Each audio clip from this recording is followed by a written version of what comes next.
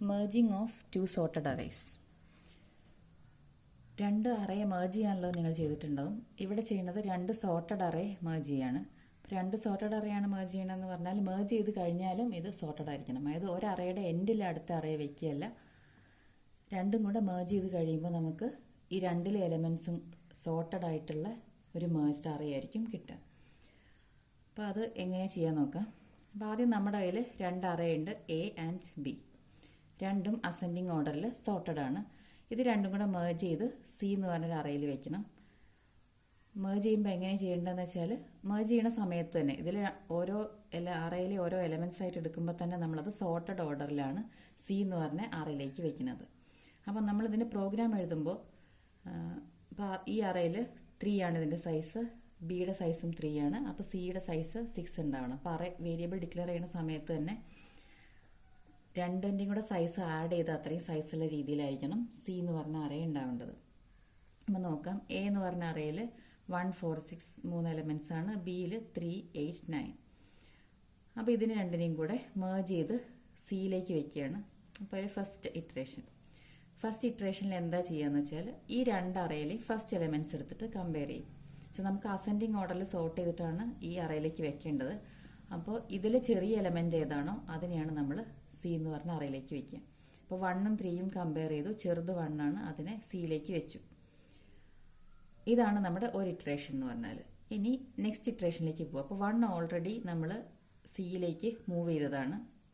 അപ്പോൾ ഇനി സെക്കൻഡ് ഇറ്ററേഷനിൽ നമ്മൾ സ്മോളസ്റ്റ് വാല്യൂ ഇതിലെ ബാക്കി എലമെന്റ്സും ബിയിലെ എലമെന്റ്സിലെയും സ്മോളസ്റ്റ് വാല്യൂവിനെയാണ് സിയിലേക്ക് വെക്കേണ്ടത്. അപ്പോൾ ഈ 1 ഇനി കൺസിഡർ ചെയ്യേണ്ട. അപ്പോൾ സെക്കൻഡ് ഇറ്ററേഷനിൽ നമ്മൾ കമ്പയർ ചെയ്യുക. എയിലെ സെക്കൻഡ് എലമെന്റ് 4ഉം ബിന്ന് ഒറ്റ എലമെന്റ്സും നമ്മൾ ഇതിലേക്ക് വെച്ചിട്ടില്ല, ബിയിലെ ഫസ്റ്റ് എലമെന്റും കൂടെ കമ്പയർ ചെയ്യുക. അപ്പോൾ ഇതിൽ ചെറുത് ഏതാണ്? 3 ആണ്. ആ 3നെ സി എന്ന് പറഞ്ഞ അറയിലേക്ക് വെച്ചു. അപ്പോൾ എന്ന് 1ഉം പോയി, ബിന്ന് 3ഉം പോയി. ഇനി എയിൽ 4, 6ഉം ബിയിൽ 8, 9 ഉള്ളൂ. അതാണ് നമുക്കിനി തേർഡ് ഇറ്ററേഷനിൽ കമ്പയർ ചെയ്യേണ്ടത്. എയിലെ നെക്സ്റ്റ് എലമെന്റ് 4ഉം ബിയിലെ നെക്സ്റ്റ് എലമെന്റ് 8ഉം. 4ഉം 8ഉം കമ്പയർ ചെയ്യുക. 4 ആണ് ചെറുത്, അപ്പോൾ 4നെ സിയിലേക്ക് വെച്ചു.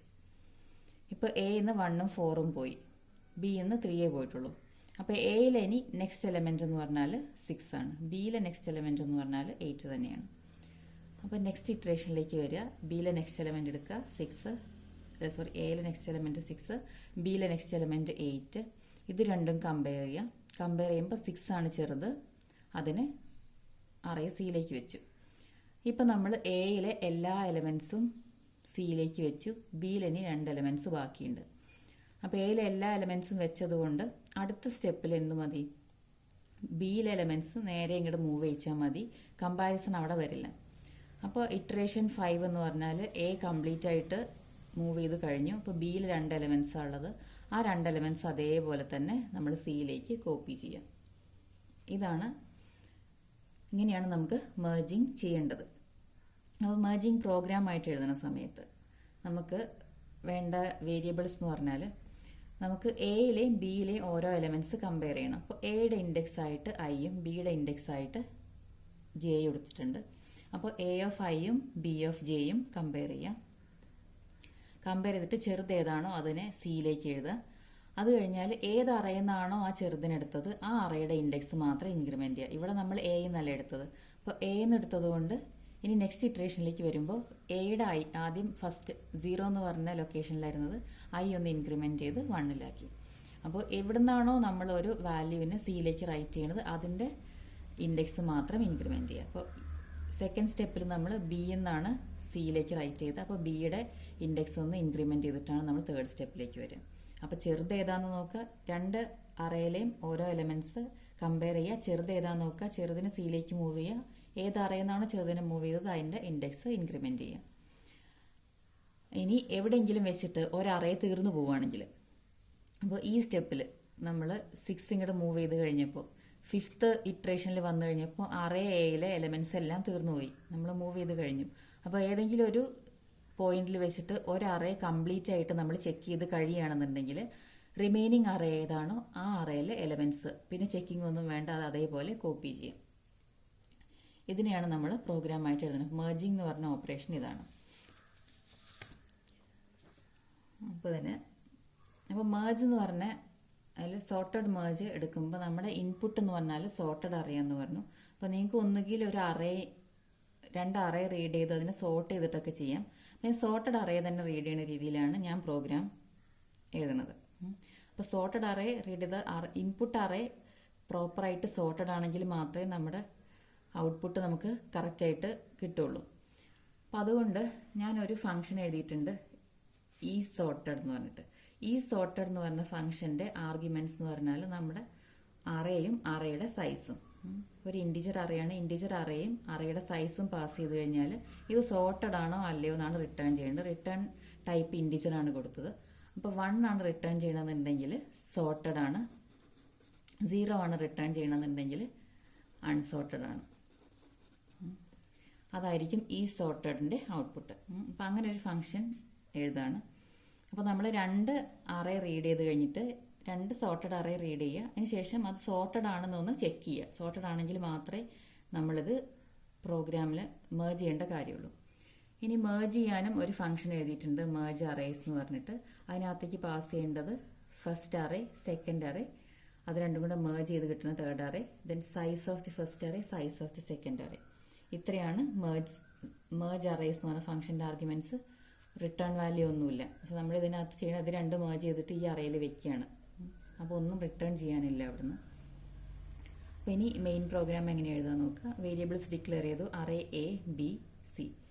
എയുടെ സൈസ് 10, ബി 10 ആണ്. അപ്പോൾ അതിൻ്റെ രണ്ടിൻ്റെയും കൂടി സമ്മാണ് സിയുടെ അറേ, സിയുടെ size.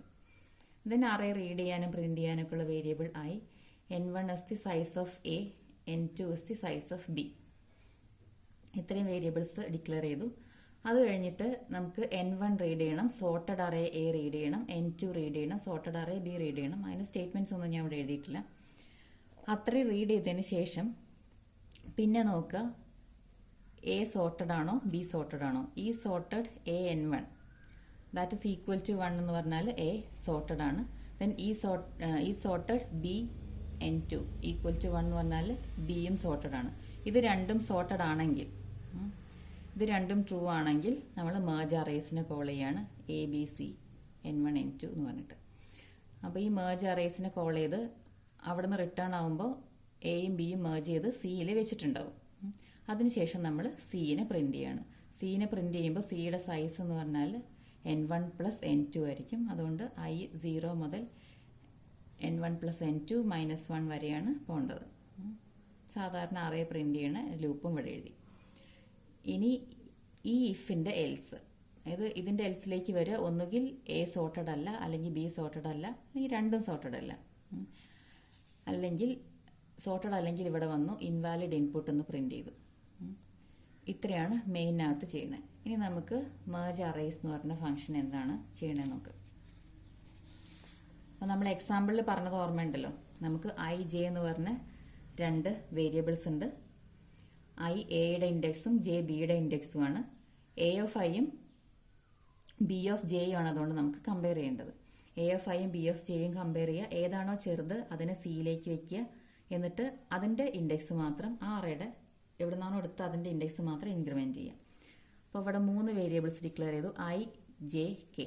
I index of A, J എന്ന് പറഞ്ഞ index of B, K index of C. ഇനി ഈ ലൂപ്പ്, വൈൽ ലൂപ്പ്, നമ്മുടെ എയിലെയും ബിയിലെയും എലമെന്റ്സ് കമ്പയർ ചെയ്ത് സിയിലേക്ക് കോപ്പി ചെയ്യാനുള്ള ലൂപ്പാണ്. അപ്പോൾ അവിടെ കൊടുത്ത condition I less than n1 and J less than n2. അതായത് എ എന്ന് പറഞ്ഞ അറയിലും എലമെന്റ്സ് ഉണ്ട്, ബി എന്ന് പറഞ്ഞ അറയിലും എലമെന്റ്സ് ഉണ്ടെങ്കിൽ ഐ ലെസ് ദാൻ n1ഉം ജെ ലെസ് ദാൻ n2 ആയിരിക്കും. എയിലും ബിയിലും അറ്റ്ലീസ്റ്റ് ഒരു എലമെന്റ് എങ്കിലും ഉണ്ടെങ്കിൽ മാത്രം നമുക്ക് കമ്പാരിസൺ ചെയ്താൽ മതി. അതുകൊണ്ട് ഐ ലെസ് ദാൻ n1ഉം ജെ ലെസ് ദാൻ n2 ആണെങ്കിൽ ഇതിനകത്ത് വരിക. എ ഓഫ് ഐയും ബി ഓഫ് ജെയും കമ്പയർ ചെയ്യാം. കമ്പയർ ചെയ്തിട്ട് ചെറുതിനെ സിയിലേക്ക് വെക്കണം. ഇപ്പോൾ A of I less than B of J ആണെങ്കിൽ move A of I to C. അപ്പോൾ എ ഓഫ് ഐനെ സി ഓഫ് കെയിൽ വെച്ചു. അപ്പോൾ ആദ്യം തന്നെ നമ്മൾ ഐയും ജെയും കെയും ഒക്കെ ഇവിടെ 0 ആയിട്ട് ഇനീഷ്യലൈസ് ചെയ്ത് വെച്ചിട്ടുണ്ട്. അപ്പോൾ ഫസ്റ്റ് കേസിൽ എ ഓഫ് 0നെ സി ഓഫ് 0യിൽ വെച്ചു. അത് കഴിഞ്ഞാൽ ഇനി സിയുടെ ഇൻഡെക്സ് ഒന്ന് ഇൻക്രിമെന്റ് ചെയ്യണം, എയുടെ ഇൻഡെക്സ് ഒന്ന് ഇൻക്രിമെന്റ് ചെയ്യണം. അതുകൊണ്ട് K plus plus I plus plus എന്ന് കൊടുത്തു. ഇനി A of I less than B of J അല്ല എന്ന് പറഞ്ഞാൽ അതിന് meaning B of J less than A of I ആണ്. അങ്ങനെയാണെങ്കിൽ ബി ഓഫ് ജെ ആണ് സിയിലേക്ക് മൂവ് ചെയ്യേണ്ടത്. അപ്പോൾ ഇതിൻ്റെ എൽസിൽ നമ്മൾ ബി ഓഫ് ജെനെ സി ഓഫ് കെയിലേക്ക് മൂവ് ചെയ്യുക, കെ ഇൻക്രിമെൻ്റ് ചെയ്യുക, ജെ ഇൻക്രിമെൻ്റ് ചെയ്യുക. അപ്പോൾ ഈ ലൂപ്പ് കഴിയപ്പോഴാണ് ഓക്കെ വയൽ ക്ലോസ് ചെയ്തില്ല. ഈ ലൂപ്പിൽ നിന്ന് പുറത്തേക്ക് വരിക. ഇതിൽ ഏതെങ്കിലും ഒരു കണ്ടീഷൻ ഇത്രയായിരുന്നു ഇവിടെ ഉണ്ടായിരുന്നത്. ഈ ലൂപ്പിൽ നിന്ന് പുറത്തേക്ക് വരിക. ഇതിൽ ഏതെങ്കിലും ഒരു കണ്ടീഷൻ ഫോൾസ് ആകുമ്പോഴാണ്. ഏതെങ്കിലും ഒരു കണ്ടീഷൻ ഫോൾസ് ആവുക എന്ന് പറഞ്ഞാൽ I is equal to n1 അല്ലെങ്കിൽ J is equal to n2 അതിന്റെ മീനിങ് എന്താണ്? I is equal to n1 എന്ന് പറഞ്ഞാൽ എയിൽ എലമെന്റ്സ് തീർന്നു, ജെ ഈക്വൽ ടു n2 എന്ന് പറഞ്ഞാൽ ബിയിൽ എലമെന്റ്സ് തീർന്നു. അപ്പോൾ ഏതിലെങ്കിലും ഒന്നിലെ എലമെന്റ്സ് തീരുമ്പോൾ ഈ വൈൽ ലൂപ്പിൽ നിന്ന് നമ്മൾ പുറത്തേക്ക് വരും. പുറത്തേക്ക് വന്നു കഴിഞ്ഞാൽ പിന്നെ നമുക്ക് ചെയ്യേണ്ടതെന്ന് പറഞ്ഞാൽ ഏതിലെയാണോ തീരാത്തത്, ഏത് അറയിലെ എലമെന്റ്സ് ആണോ തീരാത്തത് ആ അറയിലെ ബാക്കിയുള്ള എലമെന്റ്സിനെ നമുക്ക് അതേപോലെ സിയിലേക്ക് കോപ്പി ചെയ്യണം. അപ്പോൾ അതിന് വേണ്ടി ഒരു ലൂപ്പ് എഴുതുകയാണ്. ഈ ലൂപ്പ് വർക്ക് ചെയ്യുക. എ എന്ന് പറഞ്ഞ അറേ തീർന്നിട്ടില്ലെങ്കിൽ, എ എന്ന് പറഞ്ഞ അറേ ഇന്ന് കോപ്പി ചെയ്ത് തീർന്നിട്ടില്ല എന്ന് പറഞ്ഞാൽ എന്തായിരിക്കും? ഐ ലെസ് ദാൻ n1 ആയിരിക്കും. ഇതിന്റെ മീനിങ് എന്ന് പറഞ്ഞാൽ നമ്മൾ J is equal to n2 ആയിട്ടാണ് അവിടുന്ന് എക്സിറ്റ് ചെയ്തത്. വൈൽ ലൂപ്പിൽ നിന്ന് എക്സിറ്റ് ചെയ്തതെന്ന് പറഞ്ഞാൽ ഇവിടെ വരുമ്പോൾ ഐ ലെസ് ദാൻ n1 ആയിരിക്കും. ഐ ലെസ് ദാൻ n1 എന്ന് പറഞ്ഞാൽ എ എന്ന് പറഞ്ഞ അറയിലെ എലമെന്റ്സ് തീർന്നിട്ടില്ല. അപ്പോൾ നമ്മൾ എയിലെ നെക്സ്റ്റ് എലമെന്റിനെ സിയിലേക്ക് കോപ്പി ചെയ്യണം. സിയുടെ ഇൻഡെക്സ് ഇൻക്രിമെന്റ് ചെയ്യണം, എയുടെ ഇൻഡെക്സ് ഇൻക്രിമെന്റ് ചെയ്യണം. ഇത് എയിലെ എലമെന്റ്സ് തീർന്ന വരെ ഇതിങ്ങനെ കണ്ടിന്യൂ ചെയ്തുകൊണ്ടിരിക്കും, I is equal to n1 ആവണ വരെ. ഇനി next loop J less than n2 ആണെങ്കിൽ, അതായത് ബിയിൽ എലമെന്റ്സ് തീർന്നിട്ടില്ല എന്നുണ്ടെങ്കിൽ ബിയിൽ എലമെന്റ്സിനെ സിയിലേക്ക് ഓരോന്നായിട്ട് ആഡ് ചെയ്യാം. അപ്പോൾ നമ്മൾ ഇവിടെ പറഞ്ഞ ഇത്രയും സ്റ്റെപ്സ് എഴുതുന്നതിന് പകരം നമുക്ക് വേണമെങ്കിൽ ഇതൊരു ഒറ്റ ലൈനിൽ എഴുതാം. എന്നുവെച്ചാൽ സിയിലേക്ക് എ ഓഫ് ഐനെ കോപ്പി ചെയ്യണു, അത് കഴിഞ്ഞിട്ട് കെ ഇൻക്രിമെന്റ് ചെയ്യണു, ഐ ഇൻക്രിമെന്റ് ചെയ്യണു. അപ്പം ഇതിനെ എങ്ങനെ എഴുതാം? C of K plus plus equal to A of I plus plus എന്നൊരൊറ്റ സ്റ്റെപ്പിൽ എഴുതാം. അതായത് രണ്ടും പോസ്റ്റ് ഇൻക്രിമെന്റ് ആണ്. സി ഓഫ് കെയിലേക്ക് എ ഓഫ് ഐ വെക്കും, അതിനുശേഷം കെ ഇൻക്രിമെന്റ് ചെയ്യും, ഐ ഇൻക്രിമെന്റ് ചെയ്യും. അതുപോലെ ഇതിനെയും C of K plus plus equal to B of J plus plus ഇങ്ങനെ എഴുതാം ഇത്രയും സ്റ്റേറ്റ്മെന്റ്സിന്. അതേപോലെ തന്നെ ഇവിടെ നമുക്ക് എഴുതാം C of K plus plus equal to A of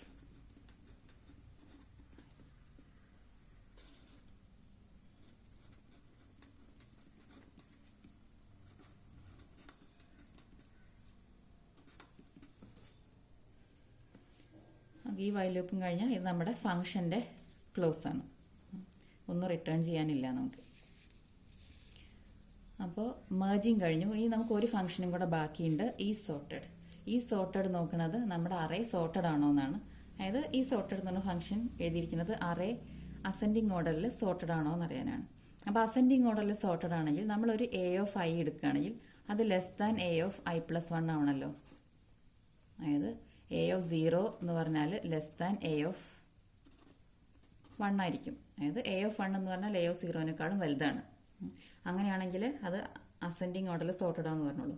അപ്പോൾ ഏത് പെയർ എടുക്കുകയാണെങ്കിലും left side less than right side ആയിരിക്കണം. അങ്ങനെയാണെങ്കിൽ നമുക്കത് അസെൻഡിങ് ഓർഡറിൽ സോർട്ടഡ് ആണെന്ന് പറയാം. അപ്പോൾ ആ ചെക്കാണ് ഇവിടെ ചെയ്യുന്നത്. അപ്പോൾ നമുക്ക് പാസ് ചെയ്തിരിക്കുന്നത് നമ്മുടെ അറേയും അറേയുടെ സൈസുമാണ്. ആദ്യമേ തന്നെ നോക്കുകയാണ് സൈസ് ഈക്വൽ ടു 1 ആണോ. ഒരു എലമെന്റേ ഉള്ളൂ എന്നുണ്ടെങ്കിൽ അത് സോർട്ടഡ് ആണ്. അങ്ങനെയാണെങ്കിൽ 1 റിട്ടേൺ ചെയ്യണം. സോർട്ടഡ് അല്ലെങ്കിൽ നമുക്ക് 0 ആണ് റിട്ടേൺ ചെയ്യേണ്ടത്. അപ്പോൾ n is equal to 1 എന്ന് പറഞ്ഞാൽ സോർട്ടഡ് ആണ്, 1 റിട്ടേൺ ചെയ്യണം. ഇനി n 1 അല്ല എന്നുണ്ടെങ്കിൽ ഇവിടെ നിങ്ങൾക്ക് വേണമെങ്കിൽ ഒരു കണ്ടീഷനും കൂടെ നോക്കാം, n is equal to 0 ആണോ എന്ന്. 0 ആണെന്ന് പറഞ്ഞാൽ ആ അറയിൽ പാസ് ചെയ്ത അറയിൽ എലമെന്റ്സ് ഒന്നും ഇല്ല. അങ്ങനെയാണെങ്കിൽ നമുക്ക് സോർട്ടഡ് ആണെന്ന് പറയാം. ഇനി 0 മുതൽ n-2 വരെയുള്ള ഓരോ എലമെന്റ് എടുത്തിട്ട് നമ്മൾ നെക്സ്റ്റ് എലമെന്റുമായിട്ട് കമ്പയർ ചെയ്യണം. അതായത് എ ഓഫ് ഐയും A of I plus 1 compare ചെയ്യേണ്ടതെന്നുള്ളതുകൊണ്ടാണ് ഇവിടെ ലെസ് ദാൻ n-1 എന്ന് എടുത്തത്. അതായത് നമുക്ക് എ ഓഫ് n-2ഉം എ ഓഫ് n-1ഉം കൂടെ കമ്പയർ ചെയ്യാനുള്ള. ഇതിൽ ഓരോ പെയർ കൊടുക്കുക. A of 0 greater than A of 1 ആണെങ്കിൽ അതിന്റെ മീനിങ് എന്താ? എ ഓഫ് 0യും എ ഓഫ് 1ഉം സോർട്ടഡ് അല്ല എന്ന്. പക്ഷെ നമുക്ക് വേണ്ടത് A of 0 less than A of 1 ആണ്. അപ്പോൾ ഇവിടെ നോക്കുക A of 0 greater than A of 1 ആണോ എന്ന്. ആണെങ്കിൽ സോർട്ടഡ് അല്ല, ഫാൾസ് എന്ന് റിട്ടേൺ ചെയ്ത് 0 എന്ന് റിട്ടേൺ ചെയ്യുക. അപ്പോൾ എവിടെയെങ്കിലും അൺസോർട്ടഡ് ആയിട്ടൊരു പെയർ വന്നാൽ 0 എന്ന് റിട്ടേൺ ചെയ്തു.